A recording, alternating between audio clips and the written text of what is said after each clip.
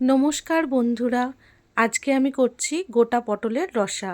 দেখো, তার জন্য গ্যাসে কড়া বসিয়ে দিয়েছি, আমি সর্ষের তেল দিয়েছি। এবার পটলগুলো ভেজে নিচ্ছি। গোটা পটলগুলো মাঝখান থেকে একটু চিড়ে নিয়েছিলাম, সেগুলো নুন হলুদ মাখিয়ে ভেজে নিচ্ছি ভালো করে।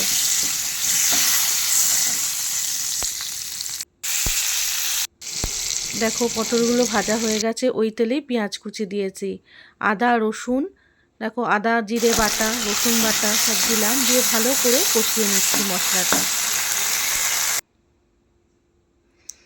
এবার একটু কষানো হয়ে গেলে সামান্য জল ঢেলে দিচ্ছি, দিয়ে আবারও কষিয়ে নিয়ে ভালো করে দেখো একটু গরম মশলা গুঁড়ো এর মধ্যে দিয়ে দিয়েছি, দিয়ে ভালো করে এটাকে কষিয়ে নিচ্ছি।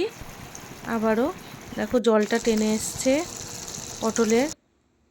এবার জলটা টেনে এসছে। এবার দেখো আমরা পটলটা একদম রেডি, সার্ভ করে দেবো। খুব দারুণ খেতে হয় এটা, তুমি বাড়িতে করে দেখো, খুব দুর্দান্ত লাগে।